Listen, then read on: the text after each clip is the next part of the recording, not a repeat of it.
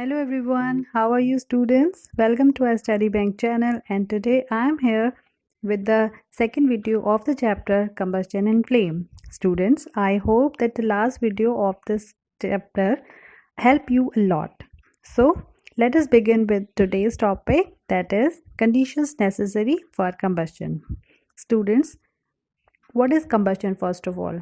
ये हमने last video में discuss कर लिया है, but once more revise it again, that combustion is a process in which the substance combine chemically with the oxygen and give off the heat and light sometimes. So अगर हम कोई चीज़ को burn कर रहे हैं, किसी चीज़ को combustion का process में दे रहे हैं, देन उसमें हमारे को क्या चाहिए, एक सब्सटेंस चाहिए जिसको हमको बर्न करना है और ऑक्सीजन चाहिए जिससे कि वो बर्न हो. ठीक है. तो what are the conditions necessary for combustion? So there are three main important terms, that is availability of fuel, supply of air and ignition temperature. Okay students, तो first one availability of fuel, that means कि अगर हम कोई fuel लेते हैं, fuel का मतलब कोई भी सब्सटेंस जिसको हम बर्न करेंगे या जो कंबस्टन के लिए जाएगा. ठीक है. The fuel is a substance that undergoes combustion and that is called the fuel. तो अगर हमारा फ्यूल है, अवेलेबिलिटी है, then combustions take place. For example, wood, charcoal and kerosene. In the same way, the second component, the condition is supply of air. It means ये जो combustion का process होता है वो तब तक होता है जब तक एक और main important component है या condition है, that is oxygen और air. तो अगर हम air provide कर रहे हैं या oxygen provide कर रहे हैं, then it support the combustion होता रहेगा. और third important term is ignition temperature. It means कि combustion will not take place if the combustible substance does not reach at or above it ignition temperature. तो अगर हम किसी भी substance का ignition temperature कम कर देते हैं या उसको उसके ignition temperature तक नहीं पहुंचने देते हैं, तो क्या होगा, जो combustion है वो नहीं होगा या कोई भी चीज़ burn नहीं होगी. तो the three important conditions are availability of fuel, supply of air and ignition temperature. Okay students. Next term is how fire can be controlled. Combustion is important, but sometime ये बहुत डिज़ास्टर भी हो सकता है या कहीं कुछ गलत तरीके से बर्निंग हो सकती है या आग लग सकती है जो हमें नुकसान कर सकती है, हार्म कर सकती है. Then how fire can be control. तो फायर को आप कंट्रोल कैसे करेंगे. ठीक है. तीन हमने इंपॉर्टेंट चीज़ें बताई हैं आपको अभी, तो वही तीनों चीज़ें हैं जिससे आप फायर को कंट्रोल कर सकते हैं. तो a fire can B is extinguish in three ways. Extinguish मतलब आप उसे कंट्रोल कर सकते हैं या आग को बुझा सकते हैं. तो थ्री वेज हैं. First, by removing the fuel. Removing the fuel that means कि सबसे इम्पॉर्टेंट चीज़ थी कि अगर हम जो फ्यूल, जो सब्सटेंस को बर्न कर रहे हैं, अगर हम उसे रिमूव कर देते हैं उस बर्निंग प्रोसेस से, तो क्या होता है, बर्निंग रुक जाएगी. लेकिन ये बहुत मुश्किल हो जाता है क्योंकि अगर कोई चीज़ जल रही है तो आप उसे फ्यूल को ही हटा दें तो थोड़ा ये मुश्किल वाला काम होता है. ठीक है. तो मोस्ट केसेस में fuel can not be eliminated, या फ्यूल को आप हटा नहीं सकते हैं. सपोज़ आप एक लकड़ी को जला रहे हैं, तो आप लकड़ी जल रही है तो जितना बार जल गया वो तो जल ही गया, बट आप बाकी की लकड़ी को हटा देंगे तो ऑब्वियसली आग बुझ जाएगी. तो अब बहुत सारे केसेस में अगर आप फ्यूल नहीं हटा सकते हैं तो ये प्रॉब्लम क्रिएट हो सकती है. Second is by cutting of the air supply. It means कि अगर आप ऑक्सीजन की सप्लाई या एयर की सप्लाई को कट ऑफ कर देते हैं, हटा देते हैं या बंद कर देते हैं किसी भी तरीके से, तो जो सब्सटेंस हमारा है, जो बर्न हो रहा है या कंबस्टन हो रहा है, वो रुक जाएगा. तो आप ये ट्राइंगल में देख सकते हैं, तीन चीज़ें हमने बताई हैं उसमें, ऑक्सीजन, फ्यूल और टेम्परेचर या हीट. तो इन तीनों में से एक एक करके अगर आप किसी भी चीज़ को हटा देते हैं तो हम कंट्रोल कर सकते हैं कंबस्शन को. थर्ड इम्पॉर्टेंट है by removing the heat. Heat का मतलब होता है कि आप उसका टेम्परेचर कम कर दें. ठीक है. इग्निशन टेम्परेचर को अगर आप कम कर देते हैं तो फायर जो होती है उसको हम कंट्रोल कर सकते हैं. तो ये तीन चीज़ें, तो आप किसी भी चीज़ को कट ऑफ कर सकते हैं, जैसे एयर सप्लाई को, या फिर आप फ्यूल को रिमूव कर सकते हैं, या फिर आप हीट को कम कर सकते हैं. तो तीनों में से कोई भी चीज़ करेंगे तो हमारी आग को हम कंट्रोल कर सकते हैं या फायर को कंट्रोल कर सकते हैं. तो अब आता है कि फायर एक्सटिंग्विशर्स क्या होते हैं.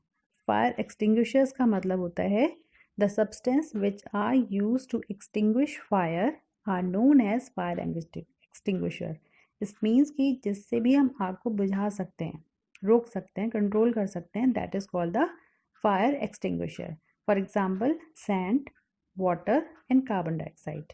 ठीक है, तो 3 चीज़ें हम आपको यहाँ पे बता रहे हैं। आगे मैं इसको एक्सप्लेन करूँगी किस तरीके से ये तीनों चीज़ें यूज़ कर सकते हैं। ठीक है, तो फर्स्ट हम लेते हैं water. The most common fire extinguisher is water, but only when things like wood and paper are on fire. It means कि जनरली क्या होता है, अगर कहीं आग लग जाती है तो हम उसके ऊपर पानी डाल देते हैं तो आग को हम कंट्रोल कर सकते हैं, फायर कंट्रोल कर सकते हैं। लेकिन वो जो फायर है वो किस तरीके से, किस फ्यूल के बर्न होने से हो रही है, ये भी बहुत इंपॉर्टेंट होता है। अगर हम कोई वुड है, कोई पेपर है, कोई क्लोथ है, इस टाइप की चीज़ें अगर कहीं पे जल रही हैं then you can use the water. तो आप वाटर डालेंगे तो फायर को कंट्रोल कर सकते हैं। तो it extinguishes fire by cooling the burning substance. तो जब आप पानी किसी के ऊपर डालते हैं, कोई भी बर्निंग वाली चीज़ के ऊपर, सब्सटेंस के ऊपर, तो क्या होता है, उसका जो टेम्परेचर होता है, मैंने आपको 3 चीज़ें बताई थी, तो उसमें से जो टेम्परेचर की हीट होती है वो उसको लो कर देता है। तो जब इग्निशन टेम्परेचर कम हो जाता है तो जो फायर होती है वो कंट्रोल हो जाती है, एक्सटिंग्विश हो जाती है, बुझ जाती है। तो वाटर जो होता है बहुत इंपॉर्टेंट फायर एक्सटिंग्विशर है, but in case when wood, paper और cloth like things are on fire. Okay, लेकिन अगर इलेक्ट्रिकल इक्विपमेंट्स है, ठीक है, तो अगर इलेक्ट्रिकल इक्विपमेंट्स फायर में हैं या उन पे आग लग गई है, सपोज स्विच बोर्ड है या कोई मशीन है, तो अगर वहाँ पे कहीं पे आग लगती है तो water can conduct electricity, so it can give electric shock. तो आप वहाँ पे पानी नहीं डालेंगे। अगर हमारे स्विच बोर्ड पे या कहीं पे आग लग गई, किसी मशीन पे आग लग गई है, तो आपको वहाँ पे वाटर यूज़ नहीं करना है। ठीक है, and water is not suitable for fire involving oil and petrol also. तो अगर कहीं पे ऑयल गिर गया है, ठीक है, जैसे कैरोसिन ऑयल गिर गया कहीं पे पेट्रोल है, डीजल है, इस टाइप की अगर कोई चीज़ है, इनफ्लेमेबल जो चीज़ें होती हैं, अगर वो कहीं पे गिर गई हैं और उस पर आग लग गई है, तो भी आपको वाटर यूज़ नहीं करना है, क्योंकि जो वाटर होता है that is heavier than oil and petrol. तो अगर वो हैवी है, इसका मतलब क्या होता है कि अगर आपने उसके ऊपर पानी डाला, कहीं पे भी ऑयल है, तो जितने एरिया में आप वाटर डालेंगे तो वो और एरिया में फैल जाएगा, और उससे क्या होगा, क्योंकि ऑयल या पेट्रोल हल्का होता है तो वो ऊपर आ जाएगा, जिससे हमारी जो फायर है वो और एक्सटेंड हो जाएगी और दूर दूर तक फैल सकती है। तो you can not use water in case of electrical equipments or in case of oil and petrol. Okay, तो वाटर फायर एक्सटिंग्विशर है, लेकिन किन केसेस में इस चीज़ का ध्यान रखना है। नेक्स्ट हम आ जाते हैं अपने, अगर हमारे इलेक्ट्रिकल इक्विपमेंट्स हैं तो हम क्या यूज़ कर सकते हैं। For fire involving electrical equipments and inflammable substances like petrol, तो अगर हमारा पेट्रोल है, कैरोसिन है, डीजल है, इस टाइप के इनफ्लेमेबल सब्सटेंसेस अगर हैं कहीं पर, तो आप क्या यूज़ करेंगे, carbon dioxide. That is the best extinguisher. तो इस साइड में आपको पिक्चर दिख रही है, that is a kind of cylinder जिसके अंदर कार्बन डाइऑक्साइड फिल होती है, जिसको हम as a fire extinguisher use कर सकते हैं। And CO2 is denser than air.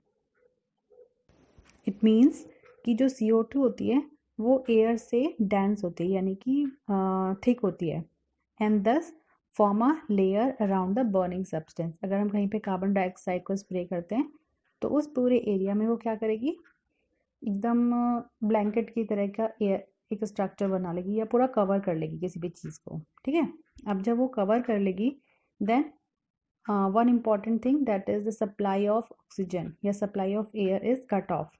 तो अगर हमने पूरे ट्राइंगल में से यहाँ पे अगर हमने एयर की सप्लाई को कट ऑफ कर दिया, दैट मीन्स कि हम फायर को कंट्रोल कर सकते हैं। ठीक है ना, since the contact between the fuel and oxygen is cut off, the fire is extinguish. Okay, तो CO2 does not harm the electrical equipment in most cases. तो जनरली क्या होता है, किसी भी फैक्ट्री, किसी भी बिल्डिंग, किसी भी हॉस्पिटल्स या घरों में भी बहुत बार हम ये सिलेंडर्स रखते हैं जिससे कि अगर कहीं पर भी ऐसा कुछ केस हो जाता है, कहीं आग लग जाती है, तो उसे हम इजीली कंट्रोल कर सकते हैं।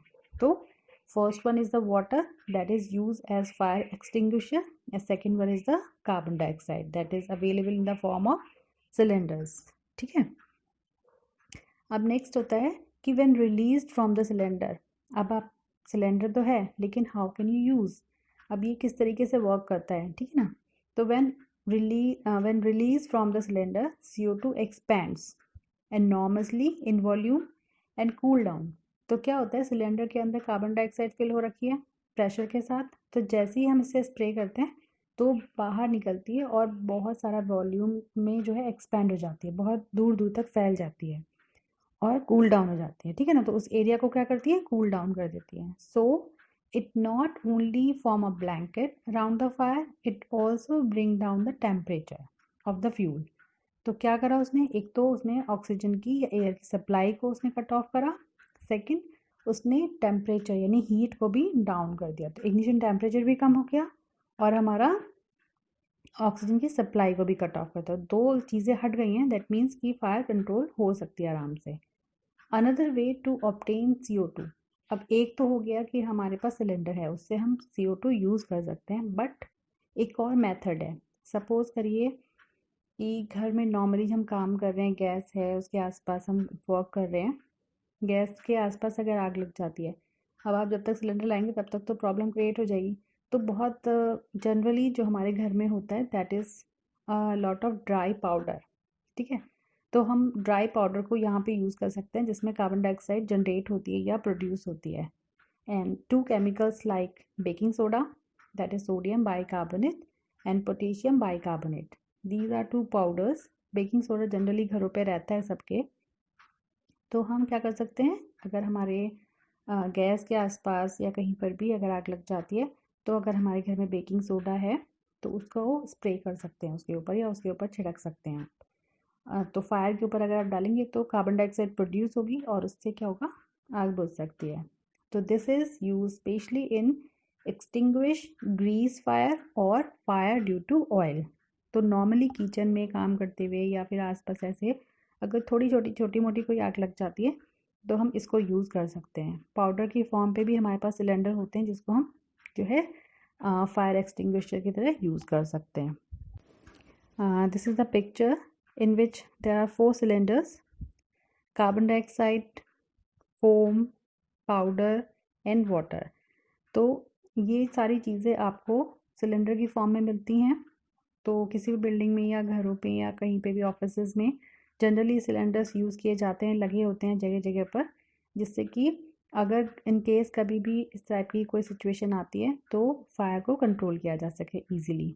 लेकिन अगर बहुत ज़्यादा कहीं पे शॉर्ट सर्किट हुआ है या कहीं पे बहुत ज़्यादा मेजर कोई प्रॉब्लम हो गई है, तो फिर जो है उसके लिए आगे फायर एक्सटिंग्विशर के लिए छोटे मोटी उसके लिए तो हम यूज़ कर सकते हैं, बट बड़े उसके लिए हमें आगे प्रोसेस करना पड़ता है। ठीक है, very important thing that how to use the fire extinguisher. So to use the fire extinguisher, remember the password PASS, pass, and the full form is pull, aim, squeeze and sweep। ठीक है, तो how you remember and how you use the fire extinguisher cylinder। ठीक है, तो इसको use करने के लिए P, सबसे पहला वर्ड लेटर है P, that is pull. It means कि जो फायर एक्सटिंग्विशर है उसके ऊपर आपका जहाँ पे ये हैंड दिख रहा है, यहाँ पे आपका एक पिन जैसी स्ट्रक्चर होती है सर्कुलर, तो जस्ट पुल द पिन। ठीक है, तो पुल करना है, तो इससे क्या होगा, जो उसमें सील लगी होती है वो ब्रेक हो जाती है और एक्सटिंग्विशर को now you can use. Second letter is A, that is aim. It means कि जब आपने उसे ओपन कर दिया देन जहाँ पे भी फायर है यानी कि जहाँ पे भी आग लग रखी है उस पर्टिकुलर की तरफ आपको जो है उसका आगे का नोजल जो है उसको एम करना है। That means aim at the base of fire. ठीक है, ensure you have a means of escape, थोड़ा एरिया थोड़ा दूर होना चाहिए वहाँ से। ठीक है, then S, that is squeeze, squeeze the operating handle. It means कि जब आगे की तरफ का जो नोज़ल आपको दिख रहा है इसमें, इस टाइप का जो नोज़ल है उसको आपको फायर की तरफ रखना है और आपके हाथ की तरफ जो आपका एक हैंडल है आपको उसको दबाना है, दैट मीन्स स्क्वीज़ करना है, जिससे कि जो उसके अंदर की कार्बन डाइऑक्साइड है वो जो है बाहर निकले और फायर को एक्सटिंग्विश करे। और last is S, that is sweep. It means कि sweep from side to side. तो जहाँ पर भी फायर है वहाँ पे आपको पूरे में स्प्रे की तरह करना है, इधर वन साइड से लेके अदर साइड तक, ठीक है। तो it will completely extinguish the fire. तो in this way, in this manner you can use the fire extinguisher, ठीक है। तो आपको पता है कि सिलेंडर क्या होता है, किस तरीके से यूज़ होता है और क्या क्या चीज़ें उसके अंदर होती हैं, कभी कार्बन डाइऑक्साइड का होता है, वाटर का होता है। तो you should know how to use the fire extinguisher. आपके पास है लेकिन आपको यूज़ नहीं करना आता है तो उसका कोई उसकी कोई वैल्यू नहीं रहती, ठीक है। Next, the fast fact. अब फायर एक्सटिंग्विशर हमने पढ़ लिया, बट फायर एक्सटिंग्विशर सबसे पहले बना कैसे था, किसने बनाया था, that is all about it, ठीक है। तो the first fire extinguisher was patented in England by French C Hoffer, ठीक है। तो ये इंग्लैंड में एक साइंटिस्ट थे जिन्होंने सबसे पहली बार पेटेंट कराया था अपना फायर एक्सटिंग्विशर। उसके बाद जो है एक दूसरे साइंटिस्ट थे, दैट इज़ जॉर्ज विलियम मैनबे, ठीक है ना। So the modern fire extinguisher was invented by British Captain George William Manby in 1818. This is a picture.